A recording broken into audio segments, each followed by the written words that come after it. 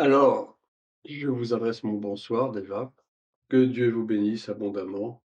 Nous allons donc continuer cet enseignement sur l'esprit de l'Antéchrist. Alors, je vous avais dit la semaine dernière que je ne parlerai pas du tout de l'Antéchrist. Bon, je suis un petit peu obligé d'en parler quand même à la fin, parce qu'évidemment les deux sont liés, ça va de soi. Mais je voudrais quand même qu'on continue, qu'on poursuive un peu dans cette recherche de ce qu'est cet esprit qui agit non seulement dans le monde, on le sait bien, à travers les institutions, les gouvernements, les organisations internationales, etc. Mais il agit d'une façon encore plus sournoise, je dirais, et plus terrible encore au sein même de l'Église. En effet, l'ennemi, Satan, il cherche à détruire l'Église. Il cherche de plus en plus à pervertir les chrétiens et il lutte même avec acharnement contre l'Église pour tenter de la détruire de l'intérieur, je dirais même bien plus que de par l'extérieur. Et c'est ce que l'apôtre Jean nous rappelle dans sa lettre que nous avons lue la dernière fois et que nous allons relire, si vous voulez bien, dans 1 Jean chapitre 2, versets 18 à 19. 1 Jean 2, 18 à 19. J'espère que vous avez vos Bibles, parce que nous allons lire pas mal de passages. Petits enfants, c'est la dernière heure. Et comme vous avez appris qu'un antéchrist vient, il y a maintenant plusieurs antéchrists. Par là, nous connaissons que c'est la dernière heure. Ils sont sortis du milieu de nous, mais ils n'étaient pas des nôtres, car s'ils eussent été des nôtres, ils seraient demeurés avec nous.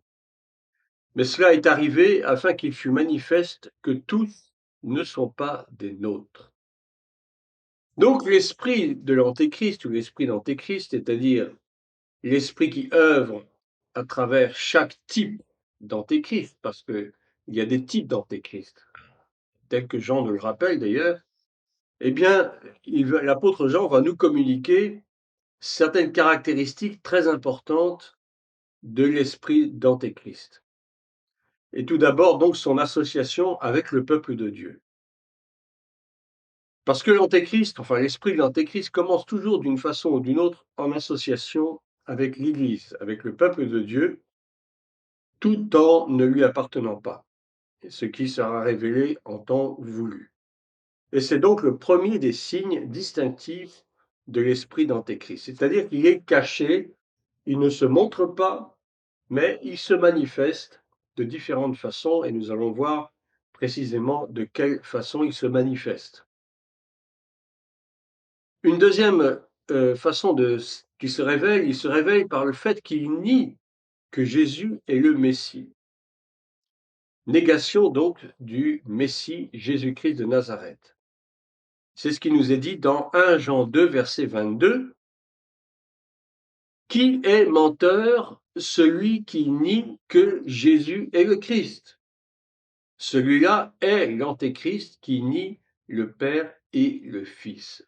Alors, quand il dit celui-là est l'Antéchrist, il faut comprendre par là, bien sûr, qu'il s'agit de l'esprit de l'Antéchrist qui agit à travers les personnes qui nient la divinité et surtout la messianité de Jésus-Christ de Nazareth.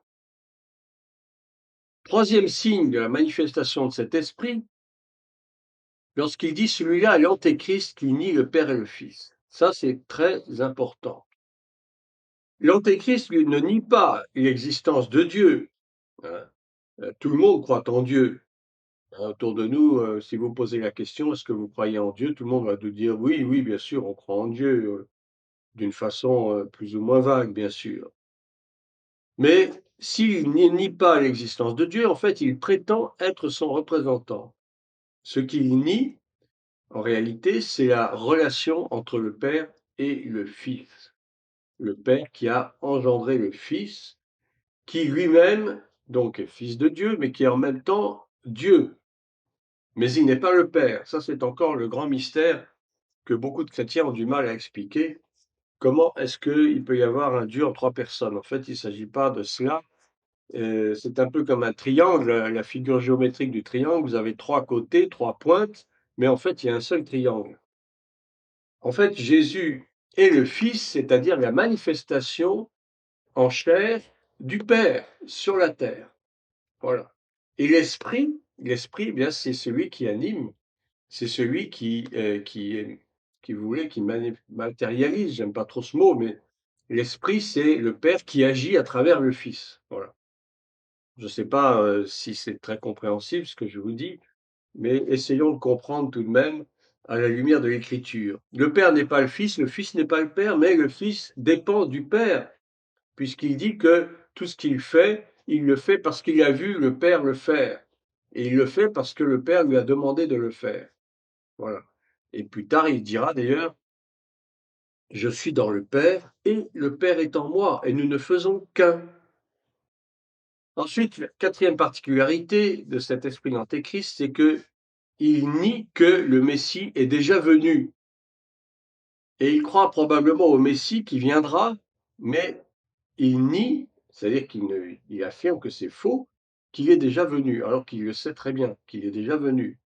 Alors, je vais vous donner par exemple un cas historique de l'esprit de l'Antéchrist qui agit à travers la religion de l'islam. L'islam que vous connaissez, qui est la religion du soi-disant prophète Mahomet.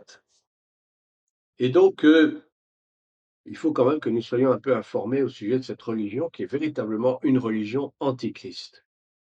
Donc, pour la petite histoire, Mahomet est né au 7e siècle dans la péninsule arabique et il s'est proclamé lui-même être un prophète. Il prétend avoir reçu de l'ange Gabriel la révélation de la religion, soi-disant qui va devenir ensuite l'islam.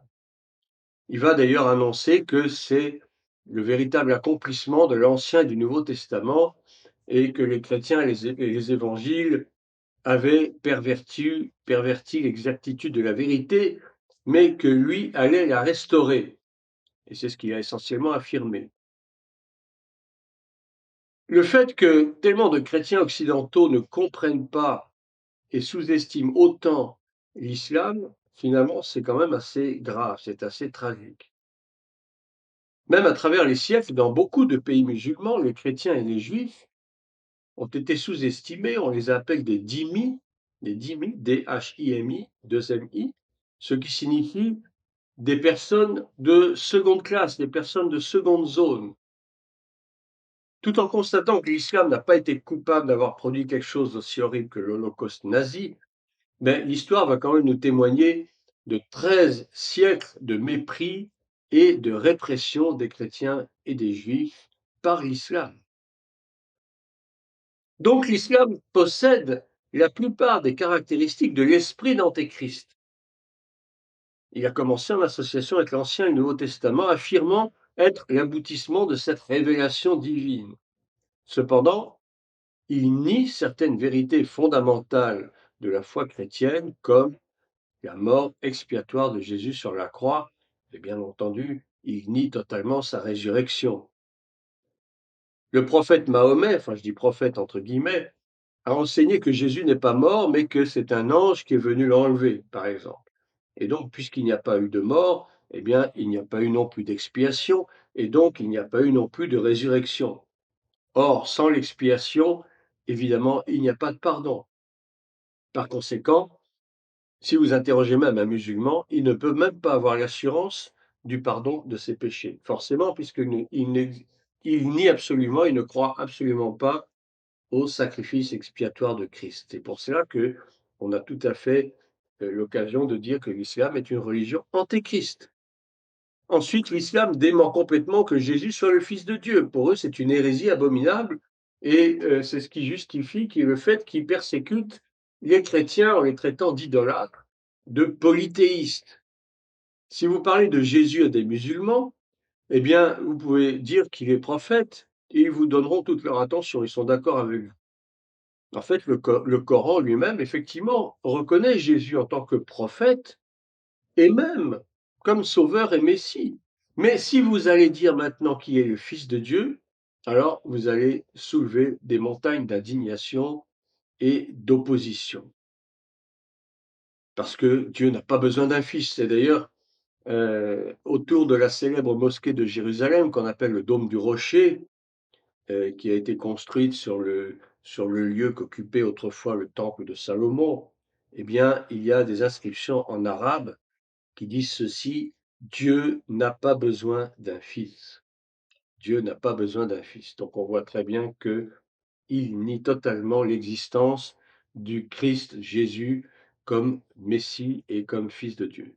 Donc nous comprenons que l'esprit d'Antéchrist agit dans l'Église aussi maintenant en utilisant soit des faux serviteurs de Dieu qui vont enseigner des théories hérétiques, qu'on dit antiscripturaires, qui vont à l'encontre de l'Écriture, mais il y a également des chrétiens qu'on appelle rétrogrades, c'est-à-dire qui sont en réalité, qui ne sont pas nés de nouveau, qui n'ont pas été régénérés par le sang de l'agneau et qui vivent dans le désordre.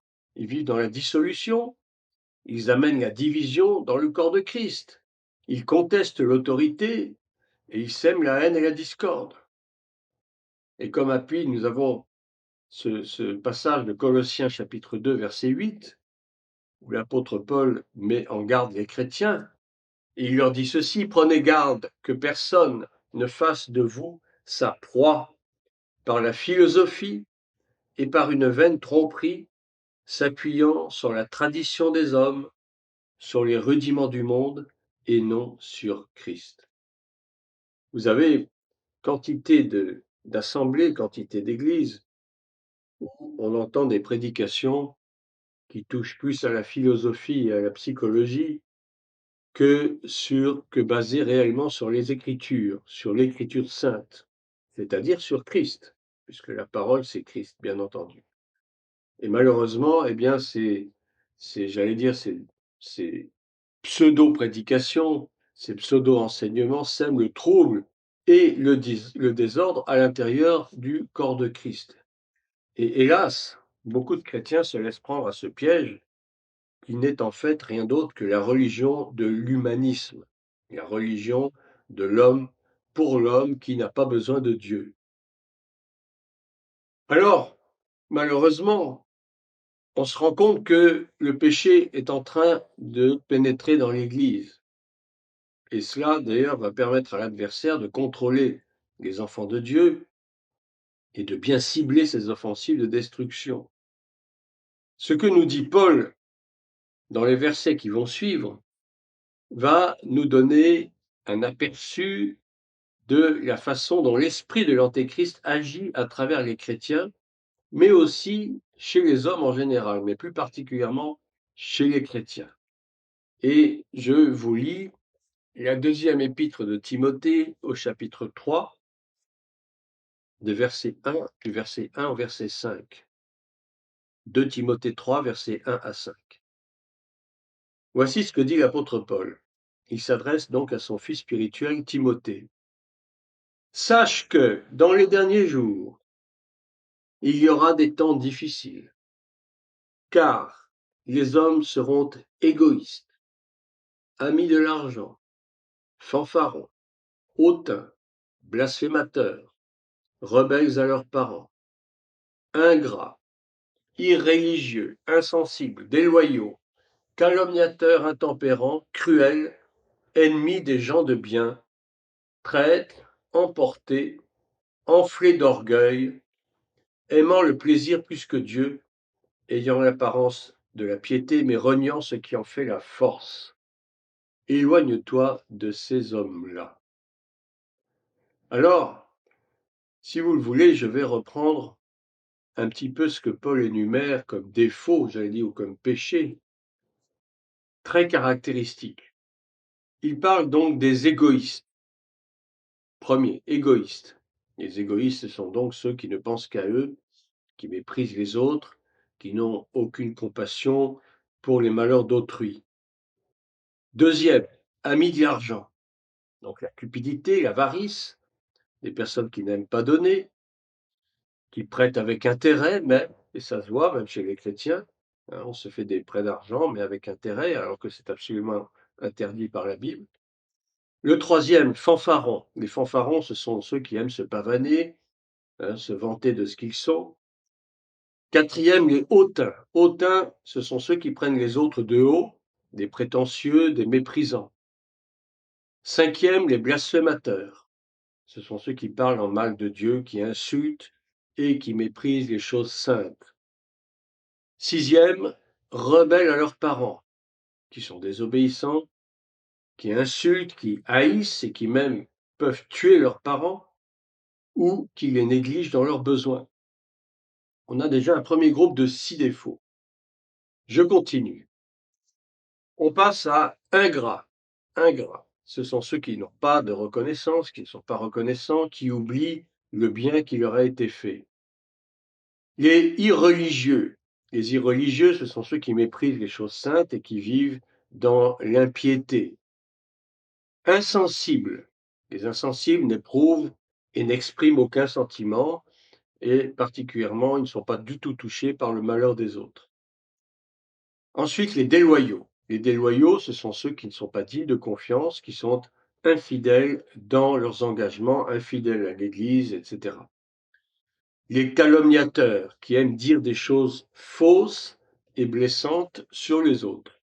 Les intempérants, qui ne savent pas se maîtriser, qui se livrent facilement à leurs mauvais penchants, qui vivent et agissent, qui parlent même dans l'excès sans aucune modération. Voici un second groupe de 6 défauts. Je continue. Ensuite, on nous parle de gens cruels, des hommes cruels. Les cruels, ce sont ceux qui aiment faire du mal, ils s'y prennent plaisir même souvent, ils n'ont aucun égard dans le mal, et ce sont des gens qui n'ont pas de sentiments. Ennemis des gens de bien, ce sont ces personnes qui détestent ceux qui font du bien précisément et qui vont même les critiquer. Traîtres, les traîtres font du mal quand on ne s'y attend pas, ils frappent dans le dos, n'est-ce pas? Ils agissent par derrière.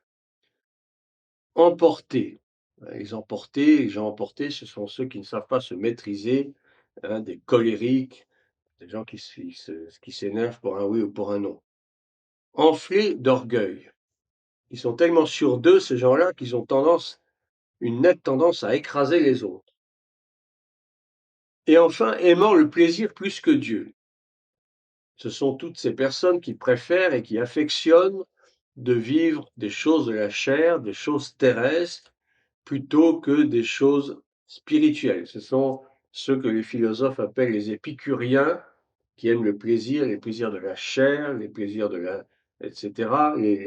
Les déviationnistes, hein, ceux qui préfèrent satisfaire leur chair, satisfaire les besoins de leur corps et qui n'ont pas d'égard ni d'intérêt pour les choses spirituelles. Alors, si je m'arrête là, vous aurez remarqué que dans cette énumération, on a 3 groupes de 6 péchés ou 6 défauts, mais je dirais plus péchés que défauts. 3 groupes de 6 qui sont en fait la marque ou le sceau des hommes des derniers temps. Et ces péchés révèlent en fait le caractère de l'esprit de l'Antéchrist, donc finalement de l'Antéchrist lui-même. Et ce caractère est également celui des chrétiens des derniers temps dans l'Église, qui s'en trouvent finalement infectés. Et en Apocalypse 13, verset 18, la Bible nous parle du nombre de la bête. Ce nombre de la bête qui est 3 fois 6. Le 6, 6, 6. Donc vous voyez, on a un premier 6 avec 6 défauts que nous avons donc expliqués: égoïste, habile d'argent, fanfaron, hautain, etc. Un deuxième groupe de 6, ingrat, irreligieux, insensible, etc. Et un troisième groupe de 6, cruel, ennemi des gens de bien, etc. Donc on a 3 fois 6. Bon, c'est un peu une image, mais je pense que sérieusement, ça reflète très bien le caractère de l'esprit de l'Antéchrist. C'est-à-dire que ces personnes qui sont, j'allais dire, séduits, qui sont entraînées par cet esprit, manifestent tous ces caractères, tous ces défauts, tous ces péchés.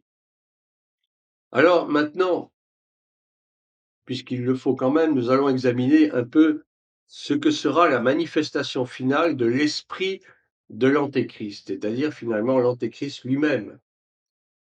Et l'apôtre Paul va nous traiter du sujet de l'apparence et de la révélation et de la manifestation de l'Antéchrist. Il exhorte d'ailleurs également pour la préparation, à nous préparer pour le retour du Seigneur. En fait, ces deux sujets sont étroitement liés car l'opération satanique finale avant le retour du Seigneur sera précisément de révéler l'Antéchrist. Et Paul nous dira même que le Seigneur anéantira l'Antéchrist par l'éclat de son avènement. Je vous lis 2 Thessaloniciens, chapitre 2, versets 1 à 2. 2 Thessaloniciens 2, versets 1 à 2. Pour ce qui concerne l'avènement de notre Seigneur Jésus-Christ et notre réunion avec lui, nous vous prions, frères, de ne pas vous laisser facilement ébranler dans votre bon sens, de ne pas vous laisser troubler, soit par quelque inspiration, soit par quelques paroles, par quelques lettres qu'on dirait venir de nous, comme si le jour du Seigneur était déjà là. Je vous rappelle que, à l'époque de Paul, les chrétiens croyaient déjà que le Seigneur allait revenir d'une façon rapide. Ça aurait peut-être les années ou les décennies qui allaient suivre.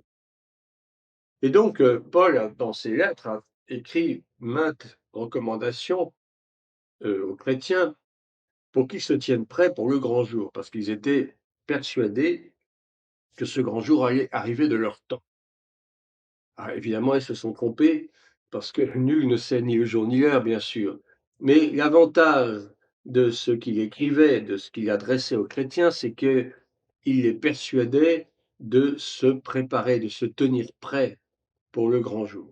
Et je pense que cette exhortation est de plus en plus valable dans les temps que nous vivons, parce qu'effectivement, nous vivons les derniers temps.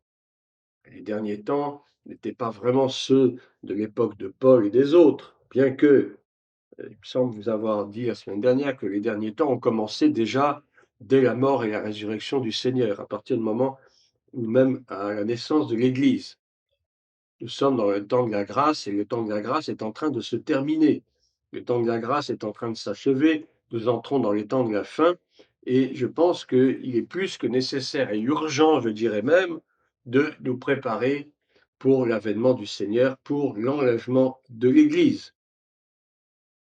Le terme avènement ici employé, donc, ça vient du grec qui signifie parousia. Parousia, et donc, ce terme est utilisé pour la seconde venue de Jésus. Je ne parle pas de l'enlèvement, c'est différent. L'enlèvement de l'Église et l'avènement du Seigneur sont deux événements différents. Et Paul écrit donc, ne vous laissez pas promptement troubler ou bouleverser dans vos pensées, ni par esprit, ni par parole, ni par lettre, comme ça cité par nous. Ça, c'est une autre traduction du passage ci-dessus. Donc, en fait, il nous met en garde de ne pas nous laisser séduire par des gens qui vont prétendre des choses qui ne sont pas. Et en fait, il faut se tenir prêt, mais ne pas non plus écouter tout ce qui se dit.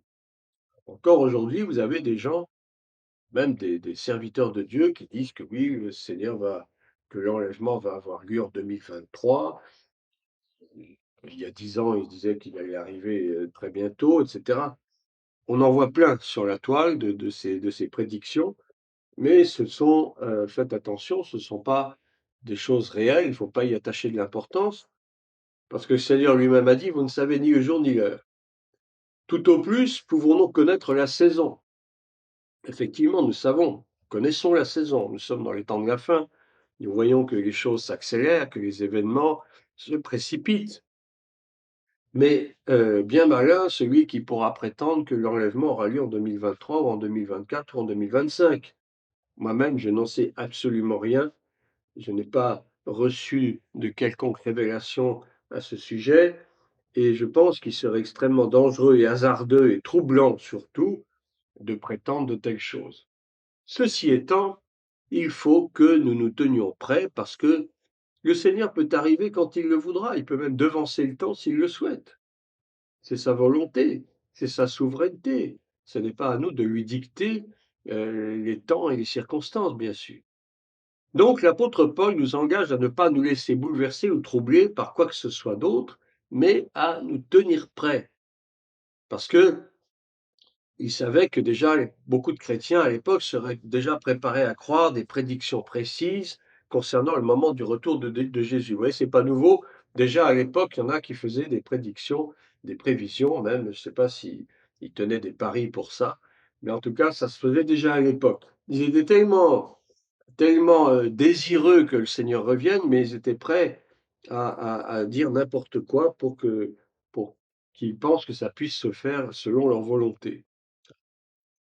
Le terme apostasie, ah oui, alors donc, je continue, pardon, le passage. Il dit que personne ne vous séduise d'aucune manière, car il faut que l'apostasie soit arrivée auparavant et qu'on ait vu paraître l'homme du péché, le fils de la perdition. Voyons un peu ce terme d'apostasie. Précisément, l'apostasie est une manifestation de l'esprit de l'Antéchrist dans l'Église. Le terme apostasie vient du grec apostasia, qui signifie un rejet délibéré ou un abandon volontaire de la vérité dévoilée. Donc, dans ce verset, on nous suggère deux types aussi pour l'Antéchrist. D'abord, l'homme du péché ou l'homme de l'iniquité. Il est l'incarnation, ce personnage, il est l'incarnation suprême de la rébellion humaine contre Dieu et contre ses lois. Et on l'appelle aussi le fils de la perdition. On en a un exemple dans la personne de Judas Iscariote, qui a lui-même été également appelé fils de la perdition. En fait, c'était un faux apôtre, et nous savons quel a été son sort, puisqu'il avait décidé pour quelques pièces d'argent, 30 pièces d'argent, de livrer le Seigneur aux mains des pharisiens et des gens du Sanhédrin. Et d'ailleurs, on dit que Satan est entré dans Judas, c'est-à-dire qu'il était entièrement possédé par Satan lui-même, ce qui l'avait poussé donc à commettre cette épouvantable traîtrise. Donc l'homme du péché, l'homme de l'iniquité. Il faut comprendre que le péché ou l'iniquité qui est en fait, qu'est-ce que c'est que l'iniquité? C'est la généralisation, je dirais, du péché sous toutes ses formes. L'homme a l'iniquité dans son cœur, c'est-à-dire qu'il a la volonté de faire le mal. En fait, il a une volonté de faire le mal en lui. Il a plus la prédisposition à faire le mal qu'à faire le bien. Ça, c'est la nature profonde de l'homme adamique, c'est-à-dire l'homme issu de l'homme du péché. Le premier péché, donc, commis par l'homme terrestre, l'homme Adam. Et donc, l'iniquité, c'est ce qui est présent dans le cœur de l'homme de façon permanente. Tandis que le péché, eh bien, c'est l'action qui résulte donc de l'iniquité, c'est l'action que l'on commet en péchant, soit en parole, soit en acte, soit en pensée. Et donc l'iniquité qui est présente dans le cœur de l'homme manifeste en fait l'esprit de l'Antéchrist qui est en lui. À un moment, lorsque nous n'étions pas chrétiens, lorsque nous n'avions pas confessé Jésus-Christ comme Seigneur et comme Sauveur, on peut dire que l'esprit de l'Antéchrist nous animait finalement. Parce qu'on a pu, à un certain moment, nous parler de Christ et nous l'avons rejeté, en disant que bon, ça ne nous intéressait pas, ou bien qu'on allait voir ça plus tard, ou que pour nous, c'était pas réel. Et donc, l'esprit de l'Antéchrist agit. Il agit à tout moment, il agit en tout temps, et il agit chez tout le monde, finalement. Sa principale mission, c'est de développer dans la personne un rejet total de la messianité du Christ. Voilà. Un rejet total de la messianité du Christ, un rejet total de l'œuvre de la croix de Christ. Donc, pour en revenir à cet homme antéchrist, il est appelé donc fils de la perdition parce que il va être damné éternellement, bien sûr. Il est promis à la perdition. Et tous ceux qui se livrent, donc qui sont, j'allais dire, opprimés ou possédés même par l'esprit de l'Antéchrist, sont voués à la perdition éternelle, de toute manière, puisque la seule condition du salut, la seule condition pour avoir la vie éternelle, c'est de croire dans le Christ. Christ, Jésus-Christ de Nazareth, Fils de Dieu, qui a donné sa vie en rançon. C'est la seule condition pour laquelle nous puissions hériter de la vie éternelle. Mais si nous refusons cela, eh bien, c'est la perdition éternelle qui nous attend, bien sûr. Donc, l'Antéchrist a trois noms en réalité, l'homme du péché, le fils de la perdition. Il y a un nom important que l'on voit dans le passage suivant, que Jean a reçu dans sa révélation, toujours dans Apocalypse 13, au verset 1. Apocalypse 13, verset 1, je lis: Il se tint sur le sable de la mer. Puis je vis monter de la mer une bête qui avait 10 cornes et 7 têtes, et sur ces cornes 10 diadèmes, et sur ces têtes des noms de blasphème. Donc le quatrième titre de l'Antéchrist, c'est la bête. C'est une personne qui va se lever et à qui le dragon, Satan, va donner sa puissance. Pourquoi donc lui donnera-t-il son pouvoir? Eh bien, tout simplement parce que cette personne sera ainsi capable d'exercer une domination sans partage sur toute la race humaine et de la persuader ainsi d'accomplir ce que son maître Satan désire plus que toute autre chose, c'est-à-dire l'adoration. C'est son objectif principal. Et il travaille patiemment à cela depuis de nombreux siècles. Et à l'heure actuelle, il est très près d'atteindre son but. Et nous le voyons très bien à travers toutes ces religions antéchristes que nous connaissons, que nous pouvons décrire, dont l'islam, dont je vous ai parlé un peu plus longuement tout à l'heure, mais il y en a d'autres. Toutes les religions qui sont basées sur l'adoration aux idoles. Or, nous savons très bien que dans Deutéronome, Dieu punit sévèrement l'idolâtrie. Et il demande même de ne faire aucune image de ce qu'il y a dans les cieux et même sur la terre, que tout cela est passible donc d'un châtiment, c'est-à-dire de la mort. L'idolâtrie est sévèrement condamnée par le Seigneur. Et donc, l'esprit de l'Antéchrist nous pousse à adorer autre chose que Dieu lui-même. Il nous pousse même parfois à adorer notre travail ou à adorer je ne sais quoi, quelle activité à laquelle nous nous livrons très volontiers et qui risque même d'empiéter et même d'anéantir notre vie spirituelle. Il y a des gens qui sont tellement pris par leurs activités quotidiennes, ils vouent presque une adoration à leur travail, ils vouent une adoration à leurs loisirs, ils vouent une adoration même à leur argent, bien entendu. Et tout cela, c'est l'œuvre de l'esprit de l'Antéchrist. L'esprit de l'Antéchrist nous pousse à adorer ce qui n'est pas Dieu. Et lui-même, l'Antéchrist, se fera adorer comme étant Dieu. Et c'est là que c'est le piège dans lequel beaucoup de personnes vont tomber lorsque l'Antéchrist en personne va se manifester, puisqu'il demandera qu'on l'adore carrément. Et il aura un tel pouvoir de séduction, puisqu'on dit qu'il va même accomplir des miracles et des prodiges, faire descendre du feu sur la terre, enfin des choses invraisemblables. Les gens seront dans l'admiration de la bête. Qui est cette bête incroyable? Quelle est cette personne incroyable qui fait autant de miracles? Et ils vont être forcément poussés à l'adorer. Et malheureusement, s'il y a encore des chrétiens sur la terre à ce moment-là, ils vont se laisser séduire. Beaucoup vont se laisser séduire. Vous voyez comment cet esprit est pernicieux, cet esprit est sournois, il agit d'une manière terrible, mais on ne s'en aperçoit que quand c'est trop tard. Il pousse à l'adoration de tout ce qui n'est pas Dieu, en nous faisant croire qu'il s'agit de Dieu. Or, qu'est-ce que dit l'apôtre Paul dans le livre de Romains, que je puisse vous le rappeler, dans le premier chapitre de l'épître aux Romains, il dit ceci: La colère de Dieu se révèle du ciel contre toute impiété et toute injustice des hommes qui retiennent injustement la vérité captive. Car ce qu'on peut connaître de Dieu est manifeste pour eux, Dieu le leur ayant fait connaître. Un peu plus loin. En effet, les perfections invisibles de Dieu, sa puissance éternelle et sa divinité se voient comme à l'œil depuis la création du monde, quand on les considère dans ses ouvrages. Ils sont donc inexcusables, puisque, ayant connu Dieu, ils ne l'ont point glorifié comme Dieu et ne lui ont point rendu grâce, mais ils se sont égarés dans leurs pensées, et leur cœur sans intelligence a été plongé dans les ténèbres.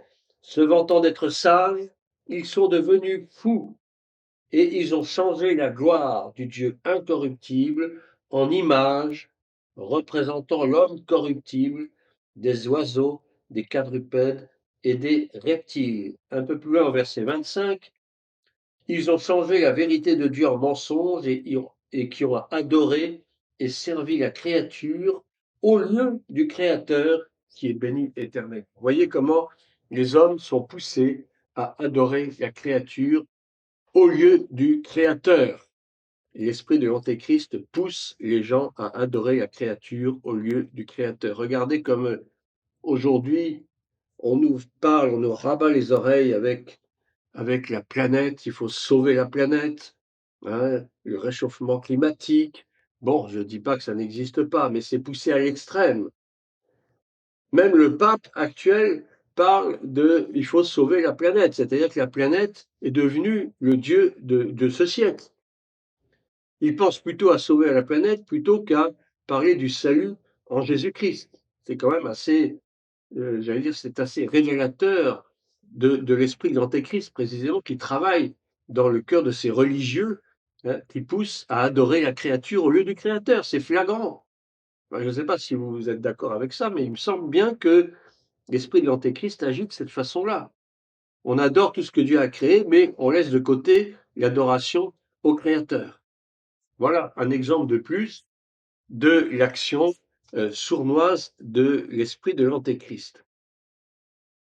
Je continue avec Apocalypse 13, versets 6 à 7. Et elle ouvrit sa bouche pour proférer des blasphèmes. Il s'agit de la bête, bien sûr. Et elle ouvrit sa bouche pour proférer des blasphèmes contre Dieu, pour blasphémer son nom et son tabernacle. Et vous vous souvenez que dans les 6 x 6 péchés dont nous avons parlé tout à l'heure, on a parlé des blasphémateurs. Blasphémer son nom, son tabernacle et ceux qui habitent dans le ciel.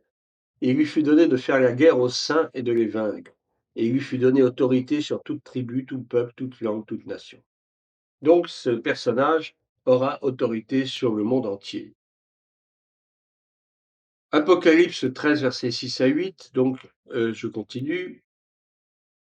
Et tous les habitants de la terre adoreront ceux dont le nom n'a pas été écrit dès la fondation du monde dans le livre de vie de l'agneau qui a été immolé. Donc la race humaine tout entière va adorer celui qui va se faire passer pour Dieu, eh bien, bien entendu, sauf ceux que Dieu s'est choisis pour lui-même, bien sûr. Et donc, face à cette perspective qui est maintenant très proche, hein, nous le constatons bien d'après les événements mondiaux actuels, que faut-il que nous fassions? Eh bien, l'apôtre Paul va nous donner une fois de plus la réponse dans 2 Thessaloniciens 2, verset 3. 2 Thessaloniciens 2, verset 3. Que personne ne vous séduise d'aucune manière, car il faut que l'apostasie soit arrivée auparavant, on en a déjà parlé, l'apostasie, l'abandon de la foi, et qu'on ait vu paraître l'homme du péché, le fils de la perdition, l'adversaire qui s'élève au-dessus de tout ce qu'on appelle Dieu ou de ce qu'on adore, jusqu'à s'asseoir dans le temple de Dieu, se proclamant lui-même Dieu. Voilà, donc cette apostasie qui est actuellement en train de finir de s'installer, parce qu'elle a déjà commencé, déjà certainement depuis, je dirais, pratiquement une cinquantaine d'années, où on voit que les églises dites chrétiennes, les églises dites évangéliques, ont pris, pour la plupart d'entre elles, de bien mauvais chemins. On pourrait y revenir ultérieurement. Et donc l'apostasie finit de s'installer parce qu'elle a déjà commencé. On voit de plus en plus fleurir de fausses doctrines, n'est-ce pas? Hein, l'homme sauvé par lui-même, etc. Mais tout cela est bien sûr déguisé. Ça ne se montre pas à visage découvert. On essaie de parler par parabole, on essaie de faire comprendre aux hommes que finalement, bah, le sacrifice de Jésus, on n'y croit pas trop parce que finalement, personne ne l'a réellement vu. Hein. On met en doute les Écritures. Vous voyez, ça, c'est un signe de l'apostasie. On remet en cause les Écritures, on remet en cause la parole biblique. Vous avez même des pasteurs qui disent que oui, la Bible, elle a été écrite par des hommes, mais on n'a pas la preuve que vraiment ça a été inspiré par Dieu. Et puis, on ne sait pas trop le récit de la Genèse, est-ce que ça s'est réellement passé comme ça? Est-ce que vraiment Moïse a écrit, l'Ancien Testament? Enfin, du moins les 5 premiers livres? Enfin, il y a, une tendance actuelle à dénigrer l'authenticité de la parole de Dieu, l'authenticité de la Bible. On met tout en doute, on remet tout en doute comme si on était en droit de refaire la Bible finalement. Or, qu'est-ce que Jésus lui-même dit à la fin de l'Apocalypse? Il dit que celui qui ajoutera, qui retranchera, sera lui-même retranché. On ne peut rien ajouter, on ne peut rien enlever à la parole de Dieu. La parole de Dieu, elle est éternelle, elle est immuable, elle est valable hier, aujourd'hui et demain. Mais il y a une tendance profonde en ce siècle, en ce 21e siècle, et déjà depuis très très longtemps, à dénigrer systématiquement l'authenticité de la parole de Dieu. Et ça, encore une fois, c'est une œuvre de l'esprit de l'Antéchrist, puisque Christ, c'est la parole. Jean 1, verset 1 nous dit, au commencement était la parole, et la parole était avec Dieu, et la parole était Dieu. Or, qui est la parole? Personne d'autre que Christ. Christ est la parole. Donc, si on dénigre la parole de Dieu, c'est qu'on dénigre Christ, nécessairement. Et si on dénigre Christ, eh bien, tout simplement, c'est l'œuvre de l'esprit de l'Antéchrist. Je vous relis Jean 1, verset 1. Au commencement était la parole, et la parole était avec Dieu, et la parole était Dieu. Elle était au commencement avec Dieu, toutes choses ont été faites par elle, et rien de ce qui a été fait n'a été fait sans elle. En elle était la vie, et la vie était la lumière des hommes. La lumière luit dans les ténèbres et les ténèbres ne l'ont point reçue, etc. Je ne vais pas aller plus loin, mais on comprend bien que la parole, c'est celle qui a créé le monde, c'est celle qui a créé l'univers, c'est Christ qui a créé l'univers par sa parole, puisqu'il est lui-même la parole. Donc si on dénigre, si on met en doute l'authenticité de la parole, ça veut dire qu'on met en doute l'authenticité de Christ lui-même. Et ça, eh bien, tout simplement, c'est une œuvre de l'esprit de l'Antéchrist. Et l'esprit de l'Antéchrist, eh bien, c'est lui qui a mis en place cette apostasie de façon graduelle, de façon progressive, de façon sournoise, qui fait que les chrétiens, même les plus affermis, parfois, ont quelquefois des doutes un petit peu sur la façon dont ça a été écrit. Voyons, est-ce qu'on est sûr que ces hommes ont écrit d'une manière authentique? C'est très grave. C'est très grave parce que ça sème le trouble dans le corps de Christ, ça sème le trouble dans l'Église. C'est pour ça que si vraiment nous sommes des hommes et des femmes affermis dans la foi, il ne faut surtout pas dévier d'un iota de ce que dit la parole et encourager, nos frères et sœurs qui peut-être ont commencé déjà à se poser des questions, à les ramener dans le bon chemin. Non, la parole de Dieu est authentique, elle est véritable, elle est immuable, elle ne change pas, elle ne s'adapte pas au temps. On n'adapte pas la Bible au temps présent ni à n'importe quelle époque. La parole de Dieu, elle ne suit pas les modes. Elle est une et indivisible. Elle ne peut pas changer parce que Christ lui-même ne change pas. Il est le même hier, aujourd'hui, éternellement. Dieu ne change pas. Dieu est assis sur son trône éternellement. Il ne change pas selon les siècles et selon les époques. Donc cette apostasie, elle continue de s'infiltrer et de s'installer dans le monde et dans l'Église, particulièrement dans l'Église.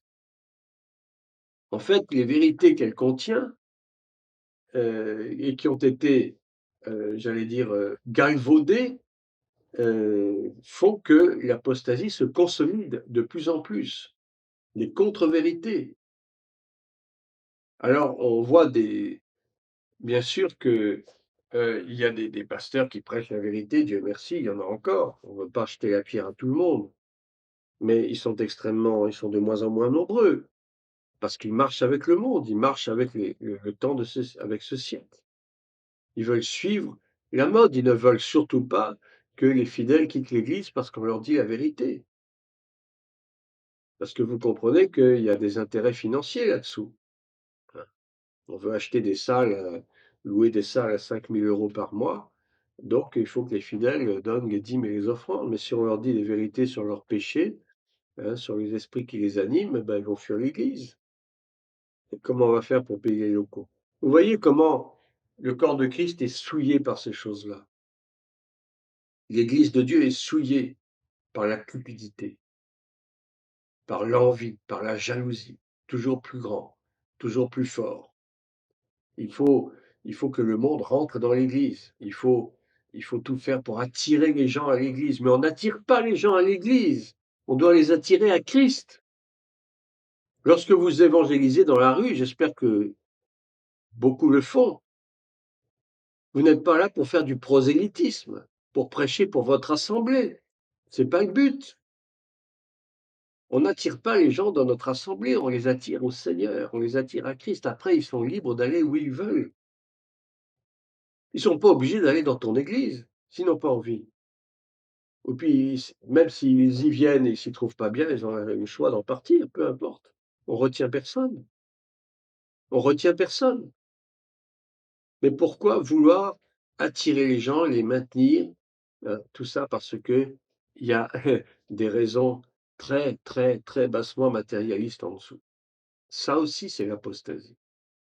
C'est l'apostasie. Même si nous pensons que l'Église aujourd'hui est très affaiblie, donc par toutes ces attaques contre elle, contre les chrétiens, et les chrétiens ne sont pas en reste, parce qu'eux-mêmes sont souvent les auteurs, même les propres auteurs de l'attaque contre l'Église, par leur comportement, par leur façon de vivre, leur façon de penser. Malgré tout, Jésus nous a quand même prévenus, dans Matthieu 16, 18, que les portes de l'enfer ne prévaudront point contre l'Église. L'enfer n'aura jamais raison de l'Église. Mais il n'empêche que l'enfer cible quand même des attaques contre l'Église pour tenter de la détruire. Nous savons qu'il n'y parviendra pas. L'Église ne sera jamais détruite. Est-ce qu'on peut détruire Christ? Or, Christ est le fondement. Il est la pierre angulaire. Il est le rocher. Lorsqu'il a dit à Pierre, tu es Pierre, hein, tu es Pétros, et sur cette pierre, Pétra, je bâtirai mon église. Il n'a pas bâti l'église sur pierre, bien sûr. En fait, c'est un jeu de mots. Hein. En latin, c'est tu es Pétros, et sur cette Pétra, plutôt c'est du grec, pardon, je bâtirai mon église. Tu es Pierre, mais sur la pierre que moi, je suis, Jésus-Christ de Nazareth, je bâtirai mon église. Je ne peux pas bâtir mon église sur un homme. Par conséquent, si l'église est bâtie sur le rocher, sur Christ, évidemment que les portes de l'enfer ne prévaudront point contre elle. L'enfer ne peut rien contre Christ. Donc l'enfer ne peut rien contre l'église. Ce qui ne veut pas dire que l'église ne sera jamais attaquée. Et elle l'est. Et elle le sera. Jusqu'à ce que le Seigneur revienne pour l'enlever, son église, son épouse. Mais tant qu'elle n'a pas été enlevée, l'Église subira la persécution. L'Église subira les attaques de l'ennemi. C'est pour ça qu'il y aura toujours l'apostasie. C'est pour ça que l'esprit de l'Antéchrist va continuer d'agir jusqu'à la fin pour pervertir les chrétiens, pour les pousser à faire le mal, à se comporter d'une façon perverse vis-à-vis de leurs dirigeants même, vis-à-vis de leurs frères et de leurs sœurs. L'iniquité va s'accroître de plus en plus. L'iniquité va grandir encore plus dans le monde chrétien, dans le milieu chrétien, aussi bien chez les responsables, chez les serviteurs de Dieu, que chez les chrétiens eux-mêmes. L'esprit de l'Antéchrist, je vous assure, il ne dort pas. Il est là jour et nuit, en tout temps. Il cible ses attaques. Malheureusement, beaucoup tombent, beaucoup se laissent piéger. Mais nous savons quand même que les portes de l'enfer ne prévaudront point contre l'Église. C'est ce qui nous encourage quelque part à persévérer, à continuer à combattre, pour que l'Église se ressaisisse, pour qu'il y ait vraiment ce qu'on peut appeler un réveil spirituel dans l'Église et dans le monde, bien sûr. Mais il faut que l'Église fasse son boulot, qu'elle fasse son travail, qu'elle évangélise, mais de la bonne manière. Il faut que les dons spirituels reviennent. Prier pour les dons spirituels. Il faut qu'il y ait des guérisons, il faut qu'il y ait des choses qui poussent les gens à croire, à comprendre qu'il y a effectivement un Dieu vivant qui agit encore aujourd'hui et qui agira encore demain.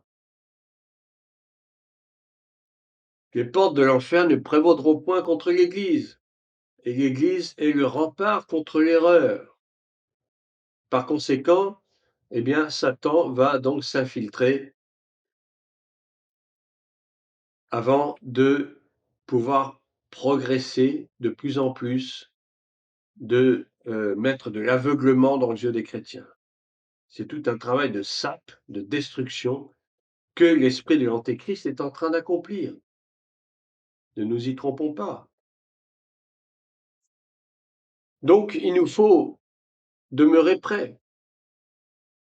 Il faut nous tenir en garde contre les séductions qui déferlent sur le monde et sur l'Église. Cette Église qui, selon la parole, doit demeurer et surtout paraître sans tache, ni ride, ni rien de semblable, au jour où l'époux fera retentir sa voix. Le cri de minuit. Voici l'époux. Comme l'époux tardait, les femmes se sont endormies. Si je vous relis ce fameux passage de Matthieu 25, qui est très intéressant et qui se rapporte effectivement à ce que nous vivons. Alors le royaume des cieux sera semblable à 10 vierges qui, ayant pris leur lampe, allèrent à la rencontre de l'époux. 5 d'entre elles étaient folles et 5 sages. Les folles, en prenant leur lampe, ne prirent point d'huile avec elles, mais les sages prirent avec leur lampe de l'huile dans des vases. Comme l'époux tardait. Ah, c'est intéressant, l'époux tardait, c'est-à-dire que l'époux, qui est Christ, bien sûr, devait arriver à une certaine heure. Il était prévu qu'il puisse arriver à une certaine heure, à un certain moment. Mais on nous dit qu'il tardait. Il tardait. Et pourquoi est-ce qu'il tardait? Eh bien, précisément, il tardait parce que l'Église n'était pas prête. Et si aujourd'hui on peut dire que l'époux tarde, c'est que probablement l'Église n'est pas prête. Mais il va tarder selon son calendrier, selon son timing. Tout ce qu'il attend de nous, c'est que nous soyons prêts. C'est pour ça que nous ne pouvons pas savoir ni le jour ni l'heure, parce qu'il n'y a que lui seul qui connaît la véritable heure et le véritable jour où il va paraître. Comme l'époux tardait, tous s'assoupir et s'endormir. C'est exactement l'état de beaucoup de chrétiens aujourd'hui qui sont assoupis et qui sont endormis. Hein, on leur a injecté un anesthésiant spirituel qui fait qu'ils dorment et même ils ronflent beaucoup pour la plupart. L'Église est endormie, l'Église ne produit plus rien de bon comme fruit. Elle vit dans une espèce, plutôt je dirais, elle vivote dans une espèce euh, de, de médiocrité, oui, il faut le dire, de médiocrité. Les dons spirituels ont pratiquement disparu. Les prédications deviennent de plus en plus fades. Elles ne sont plus tellement basées sur l'écriture. Voilà comment les fiancés, la fiancée de l'époux se comporte actuellement. Elle s'endort, elle s'assoupit, elle s'endort. Et alors, qu'est-ce qui va se passer? Ben, précisément, au milieu de la nuit, à minuit, on cria: Voici l'époux, allez à sa rencontre. Voici l'époux, allez à sa rencontre.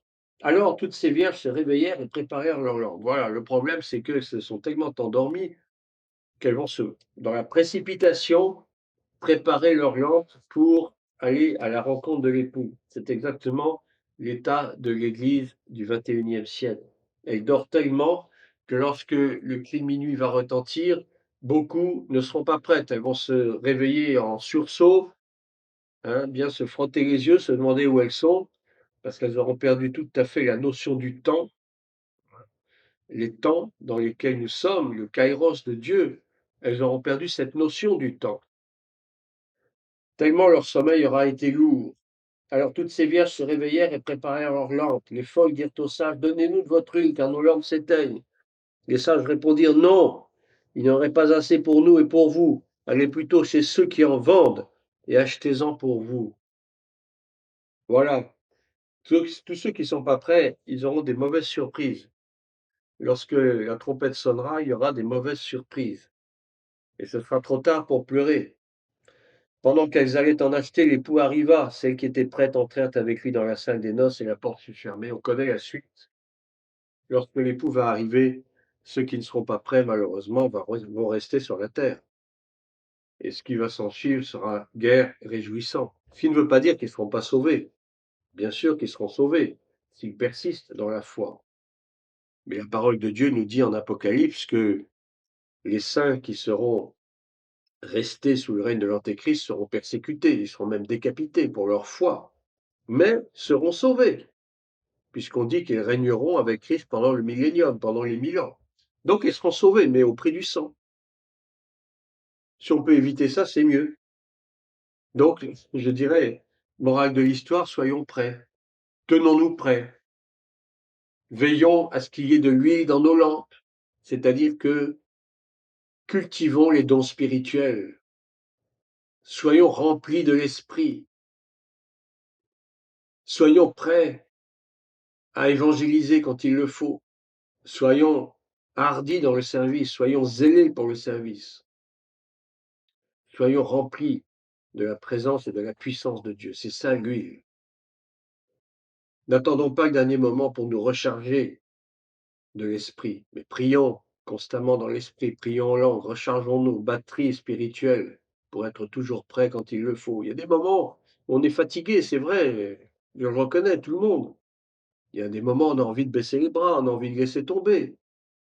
C'est humain, nous avons encore notre part de chair humaine, malheureusement, c'est comme ça. Et la chair est faible, on dit. L'esprit est ardent, mais la chair est faible. Je crois que dans les temps que nous vivons, qui sont les derniers, vous le savez, on l'a déjà dit un millier de fois,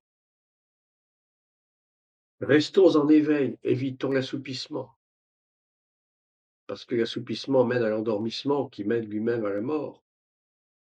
Réveille-toi, ô toi qui dors, réveille-toi, relève-toi d'entre les morts, et Christ, ta lumière t'éclairera. Voilà ce que nous dit Ésaïe. Donc tenons-nous prêts, tenons-nous en garde contre les séductions qui déferlent sur ce monde et sur l'Église. Donc cette Église qui doit paraître glorieuse, sans tache, ni ride, ni rien de semblable. Et je vais terminer avec ce passage de 1 Jean chapitre 5, versets 20-21, qui nous dit ceci.